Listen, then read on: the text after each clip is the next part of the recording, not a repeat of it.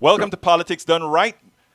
We are here with the one and only Greg Palast. Greg Palast is the author of several New York Times bestsellers, including The Best Democracy Money Can Buy and Armed Madhouse. You know Palast through his investigative reports for the BBC television, The Guardian, Democracy Now!, and Rolling Stone. Palast's film, The Democracy Money Can Buy, or The Best Democracy Money Can Buy, The Case of the Stolen Election, is available on Amazon and Prime or at gregpalast.com and now at politicsdoneright.com. So, folks, we are here with Greg Palast. Greg, how are you doing today? Pretty good. Look, let me tell you something. It's an honor to have you on Politics Done Right. I mean, we've been wanting to talk to you for some time now. I mean, look, I want you to tell me, first of all, Okay. how we are going to, when I say we, the people who really win in 2020 are going to really win. Okay. You've been doing a hell of a lot of work on voter suppression, on who really won elections and all of that. I've been watching you for a long time, from back in the days. So let me first ask you a question. The first one, did Donald Trump win the Electoral College as we all believe? No, that is, if you counted every vote that was thrown away, if you let everyone vote who was improperly denied the right to vote. Basically, you had, I know we use the term vote suppression, but you know, when someone steals your car, you don't say my car was suppressed. You say it's stolen. People's votes were stolen by the hundreds of thousands in key states. And that's what I detail in my film, The Best Democracy Money Can Buy, The Case of the Stolen Election. I take you right through it, how it was done. And like you say, it's free on Prime. You can get it from your site. And it's very important that you understand that I'm not talking about the popular vote. We all know that Hillary Clinton won. Notice I asked you about the Electoral College because we know what the popular vote is all about already. So if it wasn't for this theft of the vote of Black people, Hispanic voters, Asian American voters, and young voters, if it wasn't for that massive wholesale vote theft, Trump would have lost Michigan, Wisconsin, Pennsylvania, Ohio, Iowa, Arizona, Georgia. Georgia? Yeah, Georgia and North Carolina. So, you know, yeah, the theft was massive. And I have the numbers for each of those states, by the way. I saw it on your website, but I have to, you know, in fact, gregpalast.com, I'm going to stick the website that I don't have on the screen right now. I'm going to make sure that when we process this video, we have that website on the screen because your website is very educational and people need to be going over there. Now, you'll understand that these reports were done for Rolling Stone, for the Guardian newspapers of Britain, BBC television, Democracy Now!, and other outlets, but not, you know, you will not find this in the Washington's best. And I must stop you right there. Why not? Because Americans need to understand this. I preach all of the times with my independent show here, Politics Done Right. The reason why we have to support the independents like yourself, the independents like Politics Done Right and others, is that folks are not getting the real story. They're getting the canned corporate story. So please tell me, Greg, why is it that your reports, well done, journalistically and otherwise, are not in New York Times, Washington Post, and all these others? I'd like to know myself because I had to fly. I had to go to England to work for the Guardian newspapers and BBC television to talk and do investigative reporting about my own country. Much of it is that we have a great myth, that we have a great democracy, and any journalist that dares break that BS myth is persona non grata. That's just the darn truth. And so what happens is that, for example, you might have in New York Times a story that that these vicious racist voter ID laws suppress, as they call it, the Black vote. But you will never have a story after an election that said, you know, remember that suppression we talked about? Remember the long lines that we talked about? Remember the crazy voter ID registration laws we talked about? They will never say, by the way, if you look at those on those close races, that's what made the difference. They will never, ever say an election was stolen. Never, never. Okay. And in Florida, look at my first major report on elections. Because I was a reporter for The Guardian doing economic investigations, investigative reporting. And my first report on election was in 2000 when I discovered that the state of Florida had removed 58,000 black men from the voter rolls. I wasn't guessing that they were black. It said BLA next to their names. I got the inside lists of the people removed from the voter rolls. 58,000 black men. Wait. Yeah. Are you saying that they were labeled inside what people weren't seeing in the news or whatever as specifically black? If you look at my film, you'll see the actual list, and it says BLA next to their names. And you know what's weirdly humorous? I kept saying blah blah blah. And I didn't know what blah blah blah meant. And then I saw WHI, a rare WHI for white. Wow. Oh, black. So they identified black voters, and they said these are guys who've been convicted of felony crimes and can't vote in Florida. And here's what was never reported. Not one single name on that list was an illegal voter. Not one single name, but with all of black men removed, George Bush won the presidency of the United States by winning Florida by just 537 votes after you remove 50,000 black men.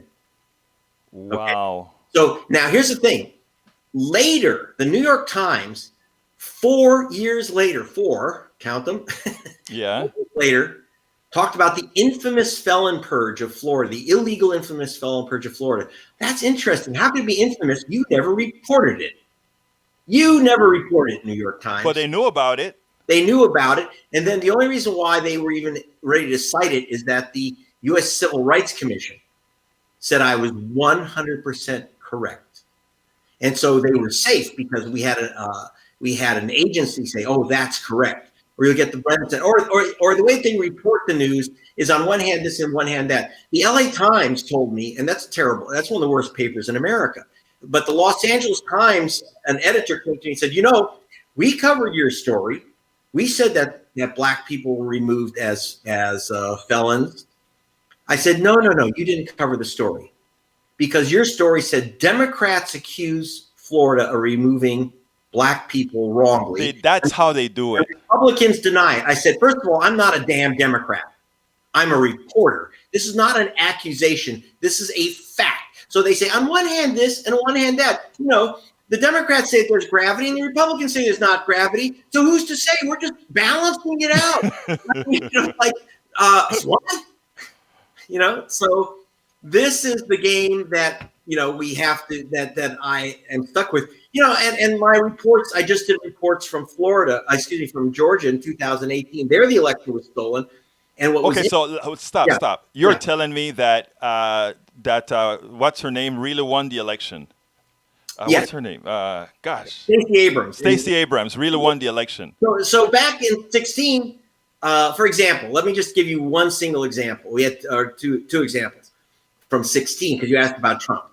Number one, Trump supposedly won Michigan by 10,700 votes. Right. What was not reported is that 75,355 ballots were never counted. I want to repeat that. 75,355 ballots were never counted. 7 times Trump's margin of so-called victory. Now, whose votes weren't counted?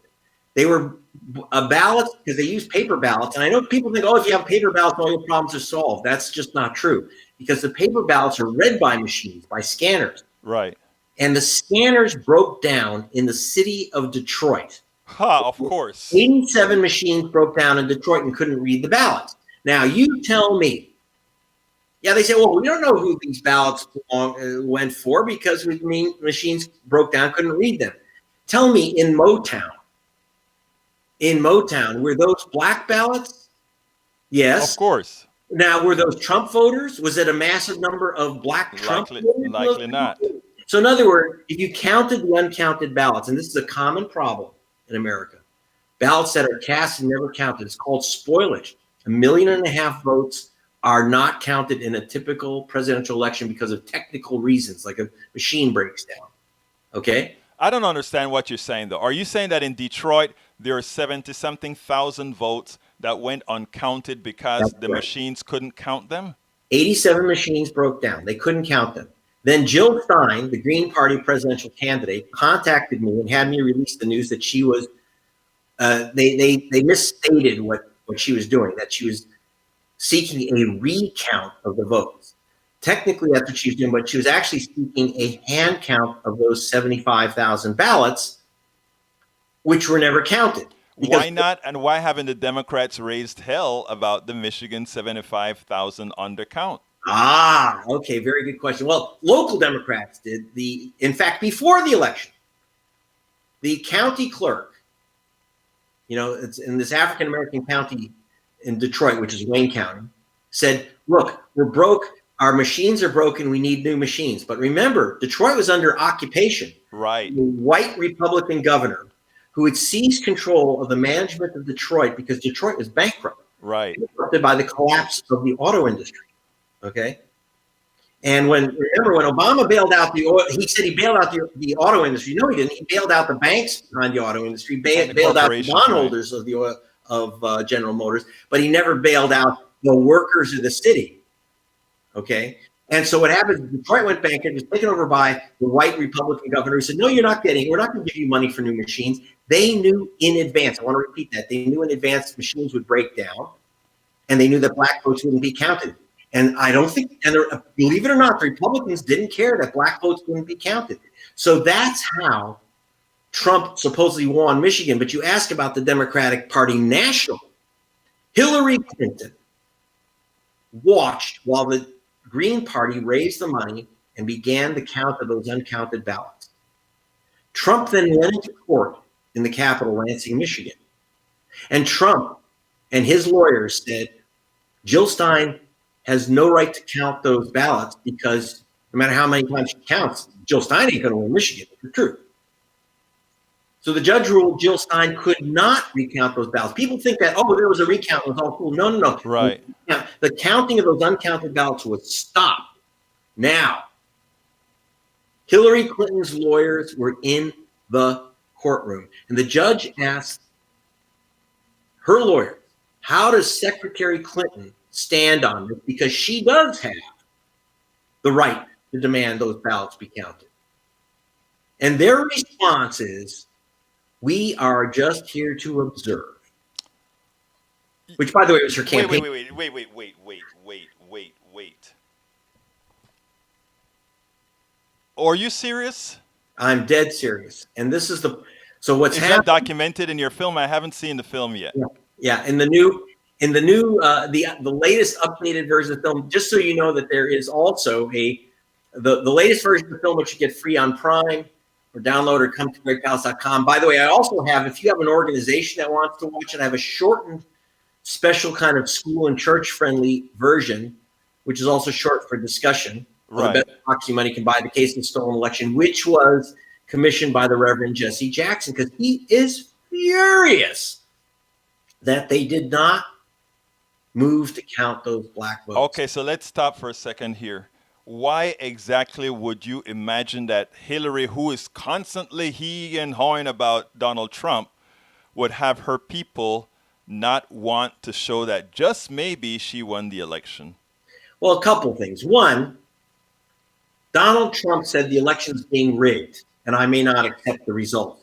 And she said, no one in American history has ever challenged the outcome of a presidential election, which means she doesn't know a damn thing about American history. There have been plenty of challenges throughout history to the votes.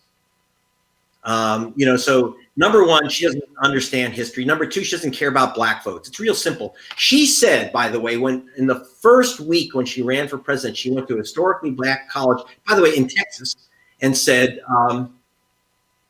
the election was stolen in 2000. I thought, wow, that's the first time I've heard a white politician say anything about what happened in 2000. She said, the election was stolen in 2000. We won't forget it. She immediately forgot it. And when Trump said the election's rigged, I may not accept the results if it's rigged. She should have said, yes, it is rigged. You are rigging it. You and your racist right-wing Republican secretaries of state are rigging this election. And she didn't. And she didn't. Instead, she said, oh, I will never challenge the election. So she basically committed herself that no matter what they did to black voters, she wouldn't give a damn, and she would defend the system to her death. And you know what? Like Al Gore did the same thing. I've spoken about so many times about that. Al Gore never put up a fight. Al Gore never put up a fight because, after all, he's not black. He became a billionaire, right? Al Gore's a billionaire. Yes, yes. Right? So Al Gore, the billionaire, knew he wouldn't become a billionaire if he challenged the vote. Now, I will say, interestingly, John Kerry, because that election was stolen in 2004 in Ohio by the Republicans, right. John Kerry. And I will say that John Kerry said he read my book, Our Madhouse, and now agrees that the election was stolen from him in 2004. And no one talks about that. He doesn't raise his voice about it, but he says, yeah. He does it a very subtle way. He just said, Greg Palast is right. Now, let me ask you a foolish question. Why is it that Democrats always acquiesce to Republicans stealing the election? Is it the corporatocracy who pretty much runs the show and say, well, if this is the guy we want, that's the guy we have, and maybe we pay you off or make sure that you are happy in your losing status or something? I don't get it. Well, I don't always get it, but first of all, let me make a distinction. You said, why do Democrats do this? Not all Democrats. Last year, we mentioned Stacey Abrams, who ran governor of Georgia. Right. First black woman in American history to run for governor. That actually kind of surprised me. You never had a black woman ever run for governor. Right. And what she said was, I won this race, but I will not be inaugurated because they use racial vote thieving technique to steal the election from me. Yes, she did. Now, so she's a Democrat, but let's face it, she's a black Democrat. Right. And what we are missing is statements from the Congressional White Caucus. Okay. So Stacey Abrams, and by the way, she formed an organization called Fair Fight Georgia. Yes. She has hired my team of experts, just so you know, to go into federal court to change the Jim Crow voting system in Georgia. Now, she cited my reports, which I did for Salon.com and Rolling Stone. And if you go to gregpalast.com, you can see those reports. The Secretary of State, who was in charge of the voter rolls, his name was Brian Kemp, removed 500,000 people from the voter rolls. Brian Kemp was the guy running for governor. So now he's in charge. He purges the voter rolls of 500,000 people. And at the same time, while he's running for governor, and with the bleached voter rolls, the voter rolls bleached whiter than white, he wins by a fraction of a percent. Now, I actually sued Kemp in federal court before the election, and I was able to get the lists of the purge voters' names and addresses and why they were purged. And I hired experts to go name by name through the list, not a statistical sample, but every single name. And on our first pass through, we found 340,134 voters illegally and wrongly removed. Now, wow. Half the rest may be wrongly removed, but we know 340,134. We have their names, we have their addresses. And Stacey Abrams now has their names and addresses, and she's taking that into federal court. Now, they're not going to make her governor because that's over, yeah.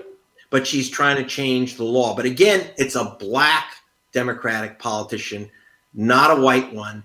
And my investigative work is to try to now expand what we did in Georgia throughout the nation to at least 20 other states where they're trying to steal. And they will steal the 2020 election. They will steal it. Now, Greg, you are a straight up reporter. Mm-hmm. I am what I call a progressive, a truth teller, but with a progressive bias. So I am biased, unlike unlike you. And I've been telling my people for a long time that whether it's the Republican Party or the Democratic Party, the establishment is all in one the same, and they simply work together. and they take turns. All that good stuff is from what I see, and there's nothing that you've told me thus far that doesn't make that the truth. Well, there's a major racial divide, and it's not a class divide. Remember, right, you should think of vote suppression as class war by other means. right. And even though race is used, in other words, It's just a tool. black voters, it's going after low-income voters. Right. In particular, like students, poor people, urban dwellers, renters. This is what we saw. Rich black folk, and there aren't many in America, but there are some. Their votes are pretty darn secure. As Obama said the night before the 2016 election in Philadelphia, it only takes a couple minutes to vote. What's the big deal? Well, because in his neighborhood, it only takes a couple minutes to vote. Right. If you watch Best Democracy Money Can Buy, download that thing from Prime or Amazon or whatever, my site, your site. You'll see that in Dayton, Ohio, where 70% of black folk vote early. There was one single early voting station for 8,000 people. The line was 5 hours long. I then went to the white suburbs of Toledo to see how long the lines were there. There was no line, none. There were more poll workers than voters, and if you showed up, they gave you cookies and coffee. And so for rich folk, no matter what their color, it's very easy to vote. And I agree with Obama. It only takes a couple of minutes if you're rich as Obama. Right. But if you aren't, you got a 5-hour wait in line. If you aren't, okay, if you don't have your passport and your chauffeur to hold your ID for you, like Andy Young and Vernon Jordan in Georgia, right? Who were, by the way, for voter ID laws, believe it or not, started out that way. Really? Yep. Wow. And because they, like I say, their chauffeurs can hand them their passport and say, "Here's go vote." But if you are a average voter and you don't have those proofs of citizenship, et cetera, and remember, a driver's license is not a proof of citizenship, you're going to lose. Like, for example, in Wisconsin, they said you had to have a state ID, photo state ID. 2 weeks before the election in Wisconsin, which supposedly Trump won by 23,000 votes, okay, in Wisconsin. 50,000 students could not vote because 2 weeks before the election, they changed the ID law to say that a student ID from the University of Wisconsin, this is a color photo ID issued by the state, they could not use those student IDs to vote. But you could use a gun license. So if you carry a book, can't vote, carry a gun, you can vote. That's how Trump won Wisconsin. And in Indiana, which should also be in play. Remember, Obama won Indiana in 2008. He did, yes. People forget that. They say, "Oh, Indiana, that's the state. That's solid red." No, it isn't. There's Gary, Indiana, and he won that big. Yes. So Obama won 2008. Why didn't he win 2012? The answer, because in 2009, the U.S. Supreme Court ruled that Indiana could impose the nation's first ever photo ID law. Wow. We didn't have it. This republic stood for 200 years without photo ID, and suddenly Indiana said you have to have a photo ID to vote. 80,000, and I want to repeat that, 80,000 black folk did not have the proper photo ID. Because, people who don't, they said you could have a driver's license, but that means that people who don't drive, who are people without cars who don't have licenses? Poor folk, people who use buses, urban folk. In other words, black, Hispanic, poor, young voters did not have that ID to vote. 80,000 missed their vote, and that flipped the state from Obama to the Republican Party. You know something? I think you just gave a classic example of how you can steal an election legally. That stuff in Indiana with Obama, and we never even think about Obama losing Indiana being an issue because he ultimately won the election. But suppose. Now you're showing. Now you have up there the book, "The Best Democracy Money Can Buy," and which was originally written. The one you're showing is the 2016 update. In 12, I wrote the book. I wrote a book, "Billionaires and Ballot Bandits," and it described how in 8, Obama won, but 5.9 million votes were stolen from him. He just overwhelmed the steal. And just so you know, my co-writer, Bobby Kennedy, because we were writing together for Rolling Stone, he could do something I couldn't do. He called up Obama and said, "What do you think of this?" And Obama knew all about the techniques of vote suppression. He knew all about my work. But he wasn't going to say anything. One, because he didn't want to be, if he complains about vote theft, they'll say, "Oh, it's the race card." Right. So he said, what you have to do is just overwhelm them. Obama, he says that everywhere. When we talk about voter suppression stealing 2% of the votes, he's always saying what we need to do is work on people going out there to vote. But for these techniques that you are talking about right now, we're talking more than 2% now. Well, here's the thing. Is that I figure it's about, the steal's about 5%. Right. And now they can't, first of all, that's important. They can't steal all the votes all the time. That's very, very important to understand. And Obama understood that you can overwhelm the steal.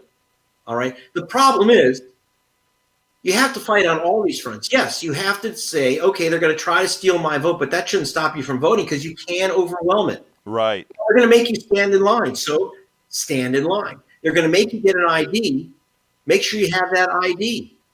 Okay. And finally, they've purged. Are you ready for this? In the past 2 years, the states have removed 14 million people from the voter rolls. That was just reported by the Brennan Center for Justice. 14 million people have been removed from the voter rolls. I would say a good half of them were wrongly removed, people who will be shocked and surprised when they show up that their names are no longer there, including, for example, go to my website, you'll see a video of a 92-year-old woman who was denied the right to vote after voting in the same polling station for 50 years. This was her 50th year of voting in Georgia. She was missing and struck from the voter rolls. That's Martin Luther King's cousin. Wow. Okay. And so what I'm telling people now, and you'll see this, it's a 59-second film. Go to gregpalast.com. You don't want to miss this because it'll break your heart. But I'll tell you this. I'm telling you now, don't break your own heart. Don't steal your own vote. I want everyone to go and check, and especially if you're in the state of Texas, my God, go and check your voter registration online and make sure you're still there 60 days before the election. And you know something that is great, Greg? You have on your website, you actually have a link that just about everybody can check their voter, whether they're registered to vote or not, right? Yes, and yes. Does it apply to 50 states or all 50 states don't allow it? There are 50 states. All 50 states have a state voter registration list where you can check your name to make sure that you are listed under your proper name and spelling, your proper address, so you don't get shifted. And, the other thing that happens, people will show up and they'll say, "Oh, you're registered, in another town." They say, "Well, I haven't lived there for 20 years. Too bad." So check in advance. By the way, even in California, wonderful progressive California, they play all kinds of games here. And I checked my registration while I was on, while I was on the air. You were checking it. On the program Flashpoint, which is played in Texas. Yeah. And I checked it on the air and it said, "No such voter, Greg Palast." And so I re-registered right there. And that's the other thing. Please register online. I know some of you go to the DMV, get your license renewed, and you register there. That's a piece of paper in most states. Those pieces of paper are almost half of them are thrown out. I want to repeat that. About half of them are thrown out for all technical reasons. So you think you're registered because you went to the DMV? Forget about it. Okay, you better check it. So number one, check your registration. Check the people in your family. If you know their birth dates and their addresses, got someone's full name, address, birth date, you can check their registrations for them. And if they've been wiped out, removed, mucked with, just tell them to re-register. It's the best way to defeat these games. So there's things you can do But the idea that the Democratic Party should ignore things, and there's certain things that Obama said that unfortunately I'm restricted from not saying on the air. I got it. But I can tell you this, he does tend to blame the voters for losing their vote. And I'm sorry, Christine Jordan, who's 92 years old, voting in the same place, this is going to be her 50th year. It's not her fault. Well, I mean, we can think in two ways, right? In other words, the younger folks, like I am an activist here in town, and when I'm talking to a whole lot of people, I don't vote, it don't count anyway. So those are the folks that we are working on to try to tell them, no, it will count if we all get together and do it. Now, I mean, with all the work that you do, you're the ultimate voter guy in this country, the guy who's been doing all this investigation unlike just about anybody else. And I'm talking in mass. You need a widget. You need to put out a widget that we can put on all these different websites. You know why? Because there are a lot of organizations that are coming up right now. I work with them with the Coffee Party USA and others that they're there, but there are these NGOs that come up with this elitist type thing. And you've been out there doing the work. So I'm going to tell you, Greg, get a darn widget. Well, what I do tell people, I would love to. I got to get some funding for that, but I do. You go to gregpalast.com, I have a lot of states where I have the purge lists up, and you can look up your name from the top of my site, the purge list. Look up your state. I have about a dozen states where you can see if you have been removed. And we got those by suing all those states like North Carolina, Nevada, Indiana, Illinois, other states. So you can definitely look those things up. But I'm telling you, just check your registration. And I know, yes, they do steal about 5% of the vote. Okay, so I'll agree with Obama on one thing. If they steal 5%, you better show up with 6% more. There you go. You go. But I also say, no, we're not going to let them steal it. If someone's picking your pocket, you don't say, okay, well, here's my wallet. No, right. You slap their hand and say, I'm going to break your face. And that is why the work that you're doing is so important. You know, what I want to do here is, first of all, as far as the 2020 election, what are the states that we have to be most concerned about? North Carolina, oh, Georgia, Virginia. Virginia? Yes, Illinois, because they play games there. Indiana, Wisconsin, Michigan, Pennsylvania, and especially Ohio and Arizona. Wow. That's massive. Oh, boy. Oh, massive. Boy.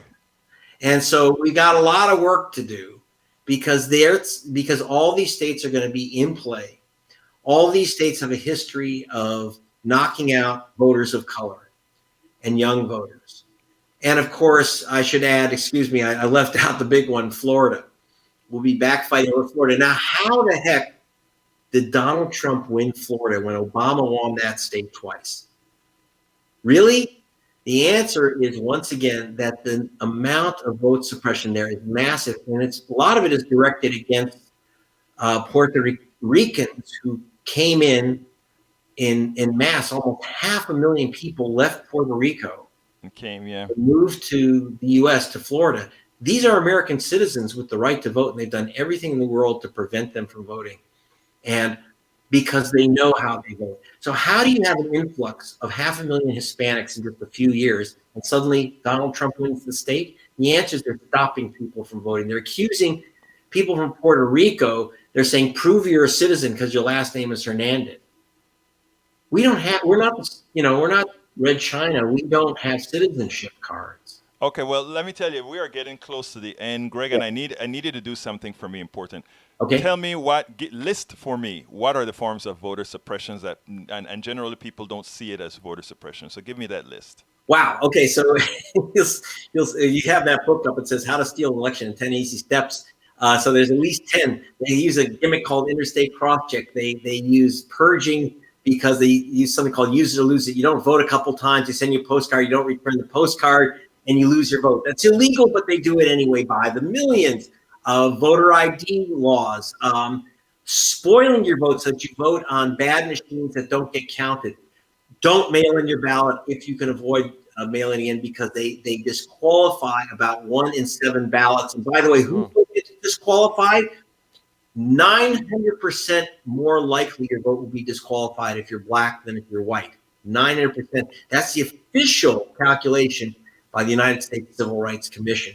So don't mail in your ballot because they'll throw it away. Okay?